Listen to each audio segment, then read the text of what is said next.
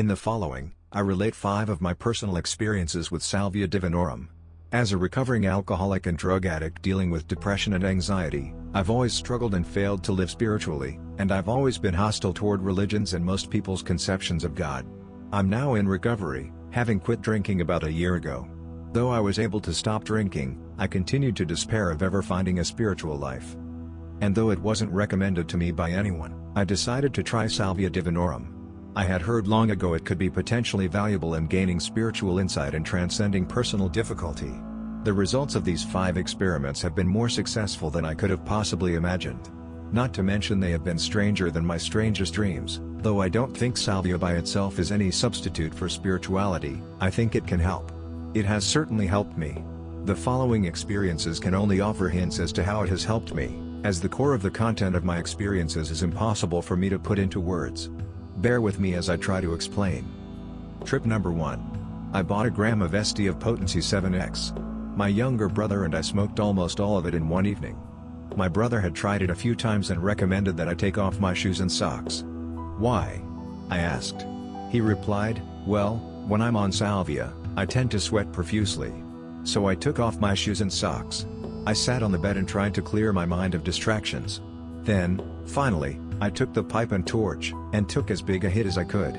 I lied back on the bed and tried to count to 30. 1, 2, 3, 4, 5, 6, 7, 8, 9, 10, 11, 12, 13, 14, 15. I don't think I ever got to 20. My eyes were closed, but I was suddenly aware of something in my field of vision. Field distortions in the darkness like interlocking fingers of wispy nothingness. These distortions were vaguely familiar and they suggested to me the presence of some transcendent entity materializing out of the darkness. Deja vu. Everything was frozen. I could not move, or at least, I didn't think I could move. The only thing moving was the presence of some vast eternal being, which slowly grew and grew, eventually bowling me over. A minute or two later, when I realized that in fact I could move, I took another hit and told my brother to put on some music. The sensations returned stronger than ever, and I felt all the nervous tissue in my body grinding together, like a mortar and pestle crushing thistles into powder. Eternity opened up and I saw the present, ancient history, and distant future all rolled into one. My brother was playing violin music, and the sound of violins crystallized synesthetically into cold blue pillars of sound. After the experience faded, I noted that my feet were dripping with sweat. I was glad to have been barefoot, it just felt more natural. Trip number 2. I was at my friend's apartment, and I had just bought a gram of 21X. The window was open and it was raining outside. We had some soft music playing in the background. I loaded the pipe, took a hit, and passed it to my friend, who took a hit and put down the pipe. We both held our air for 30 seconds and exhaled. I was sitting on my friend's couch, so I lied back and sank into the couch. Immediately everything was translated. The room was translated, my body was translated, the music was translated, the couch was translated, my friend was translated. Everything was spinning and grinding like round, razor-sharp blades, all spinning/grinding counterclockwise, all spinning horizontally. The music disappeared and was replaced by a voice that told me, "You are high. You are so high." I was so relaxed that I couldn't move. I rolled off the couch and landed on the floor. The relative difference in the heights of the floor and the couch was collapsed, so that the couch and the floor were of the same height. A voice came to me out of nowhere and I realized it was my own voice. I said, "Help me return to the Lord's path." What did I just say?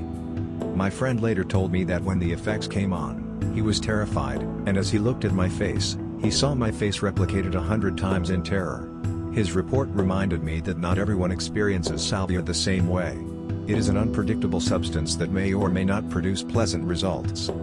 Trip number 3. I was sitting in my car with the radio but the engine was shut off. I took a hit of the 21X and held it in. Note to the reader, I don't recommend smoking salvia in your car. It's never a good idea to be under the influence when you get behind a wheel, even if you don't intend to drive. My arm was dangling out the window, holding a cigarette. Suddenly I realized that my arm was refracted into an angular and pluralistic medley of 3 different arms. Each of these 3 arms was holding several burning cigarettes. The familiar sensation of being frozen in time returned, of being unable to move, and of existing outside of time in communion with some naturalistic divine entity. It occurred to me, as if spoken to me from a divinity, that the spiritual life I sought was not possible to find by moving toward it. It was only reachable by growing toward it. Trip number 4. I was sitting on the grass at around midnight in a public park. I took a hit of the 21X and held it in. A sad yet beautiful force sawed my body in half and ignited the various segments of my corpse into burning fires of nature.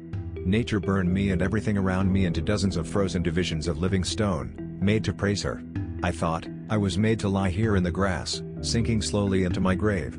The way that nature simultaneously divided, reordered, and reunited the parts of the world around me was such that everything appeared luminous and vast and empty. I looked up at the moon and the stars and it was as if the sky itself was telling me that everything would be alright. The sky itself was rocking me to sleep in its massive cradle. What finally shook me out of it was a man who drove by and stopped to ask if I was alright. I said I'm fine and he said are you sure? So I walked away, ultimately frustrated at everything, at the elusiveness of it all. I knew it would be nearly impossible for me to describe what had happened to anyone. Trip number 5. I lied down on the grass in the park and took a hit of 21X. For a minute or 10 minutes I thought something seriously bad was going to happen. What went through my mind was this: I have this mom, you know we call her mom, and she was telling me certain things are alright and other things are not alright. The things to the left side of my sensory field are alright and the things to the right are not alright. Or maybe it was the other way around. But either way it didn't matter because nothing was on either side. It occurred to me that I was a victim of Satan's slapstick comedy.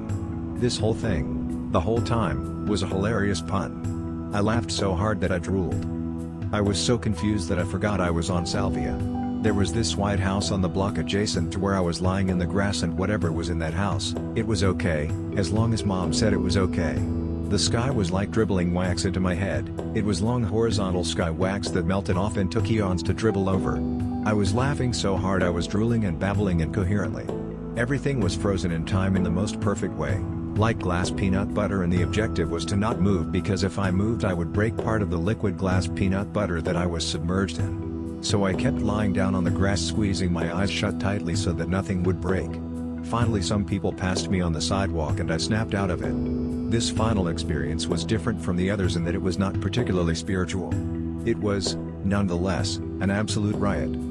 Conclusion. Salvia Divinorum, in my experiences with it, has exceptionally powerful and theogenic properties. The spiritual insight I have gained with the help of this substance has been of utmost importance to my own spiritual growth and development. At the same time, it is not a drug to be taken lightly. It is not a recreational drug. It is not fun in the sense that other drugs are fun. It is a plant to be respected and cherished. It is best to approach one's first salvia experience with an open mind, and it is a good idea to prepare for it with a few minutes of prayer and/or meditation. As an alcoholic and addict, I can honestly say that in the 24 hours or so following a salvia trip, drugs and alcohol are the furthest thing from my mind.